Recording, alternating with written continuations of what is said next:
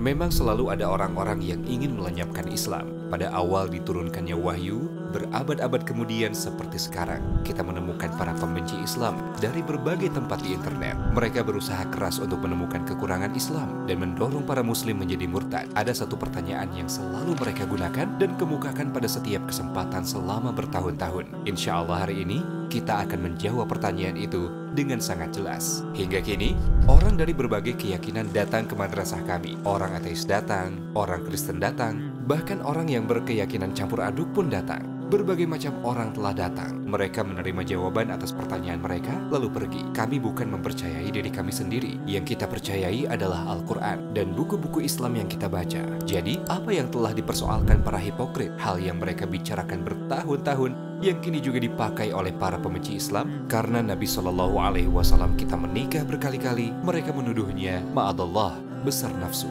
Mereka berkata, jika nafsunya tidak besar, maka dia tak mungkin menikah berkali-kali. Mereka juga berkata, jika jumlah perempuan yang bisa dinikahi dalam Islam adalah 4, bagaimana bisa Nabi menikahi lebih dari 4 istri sekaligus? Mungkin pertanyaan ini terlihat sulit dijawab, tapi mudah untuk dipahami bahwa hal ini sebenarnya adalah fitnah.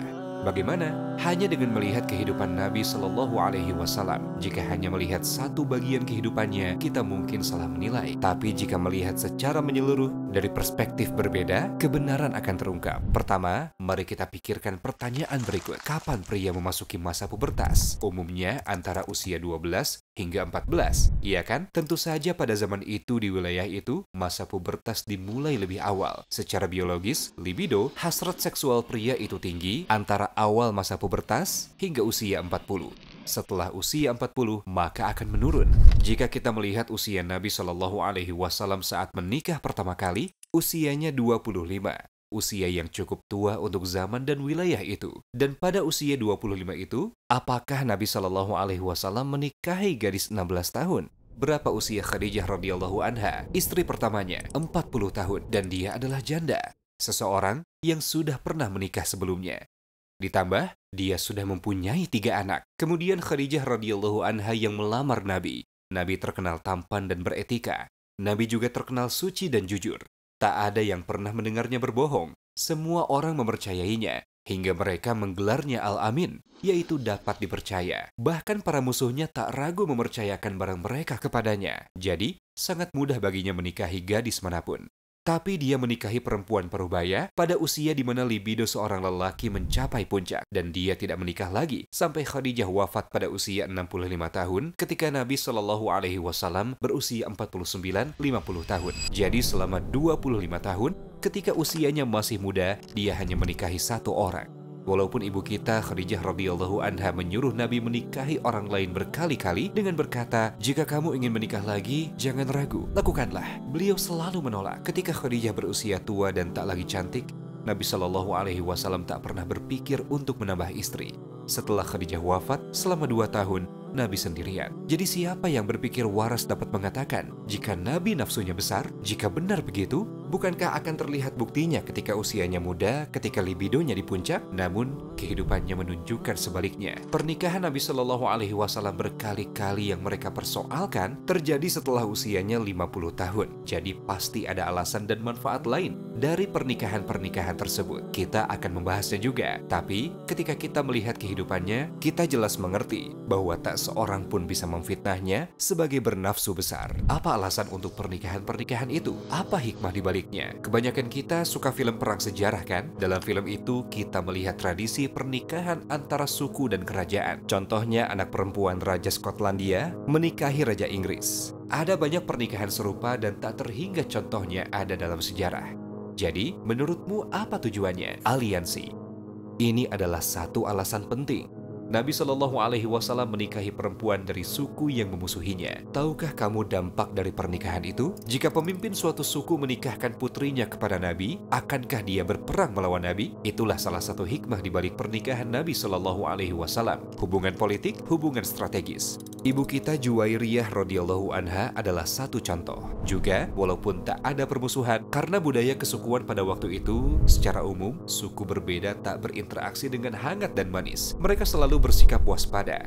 Dan karena misi utama Nabi Shallallahu Alaihi Wasallam adalah dakwah, sangat strategis dan logis baginya untuk berdakwah melalui pernikahan. Ini hikmah kedua. Ketika terjadi perang, jumlah pria berkurang signifikan.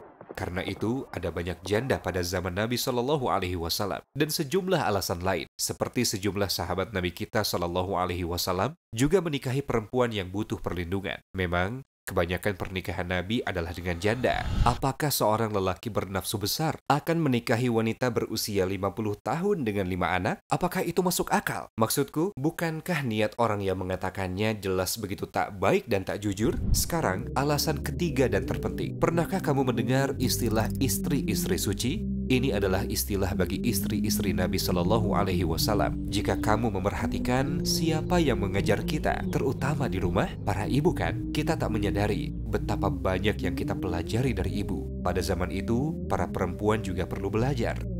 Namun karena Nabi tak bisa mengajari mereka satu persatu, dan karena perempuan tak bisa membicarakan semua hal dengan seorang pria, terutama dengan Nabi, harus ada perempuan di rumahnya. Para istrinya yang melihat dan menyaksikan setiap keadaan dirinya, menjadi muslimah yang sangat berpengetahuan dalam semua aspek agama. Jadi mereka akan mengajari semua ibu dari umat Islam tentang hal-hal agama. Dengan kata lain, suatu sistem seperti les privat yang didirikan bagi para wanita di zaman itu. Hadis merupakan unsur signifikan dari agama kita. Tapi siapa periwayatnya? Para sahabat meriwayatkan hadis yang berasal dari luar rumah Nabi Shallallahu Alaihi Wasallam. Tapi bagaimana dengan hadis yang berasal dari dalam rumahnya ketika tak ada sahabat, terutama tentang hal-hal khusus mengenai perempuan? Siapa periwayatnya? Para istrinya. Untuk memenuhi tugas sedemikian penting, harus ada banyak istri yang berbeda satu sama lain dari segi karakter, kepribadian, kemampuan, minat, dan usia. Kamu mungkin tertarik, hampir separuh dari aturan dan informasi dalam Islam berasal dari para istri Nabi kita. Ibu kita Aisyah meriwayatkan hadis melebihi Umar radhiyallahu anhu dan Abu Bakar radhiyallahu anhu sekaligus. Singkatnya, berbagai pernikahan Nabi disebabkan oleh ketiga alasan di atas. Jika kamu ingat, ada pertanyaan lain. Bagaimana Nabi Shallallahu Alaihi Wasallam memiliki lebih dari 4 istri sekaligus, walaupun seorang pria hanya diizinkan menikahi 4 istri dalam Islam? Ketiga alasan itu juga merupakan jawabannya. Tapi kita perlu tahu, Nabi Shallallahu Alaihi Wasallam punya lebih banyak tanggung jawab daripada muslim lain. Contohnya, kamu mungkin terkejut. Namun, sholat tahajud itu wajib baginya. Yang berarti dia harus bangun untuk sholat pada tengah malam, bahkan sebelum waktu subuh untuk sholat tahajud. Walaupun sunnah bagi kita, itu adalah wajib baginya. Demikian pula, untuk memenuhi ketiga alasan yang telah disampaikan, terutama yang ketiga, guru perempuan untuk perempuan, batasan 4 istri tidaklah berlaku untuknya. Tapi pada saat yang sama, ada kesulitan tambahan, karena beliau memiliki tanggung jawab memelihara lebih dari 4 istri dan memperlakukan mereka secara setara. Hasilnya, ketika kita lihat apa yang kita bicarakan sejauh ini, kita menyadari hal ini, klaim para pembenci Islam. Jika kamu melihat klaim ini di permukaan, yaitu seperti yang mereka inginkan, klaimnya bisa terlihat logis. Tapi jika kamu kaji dan lihat secara menyeluruh, kita sadar bahwa klaim itu tak berdasar.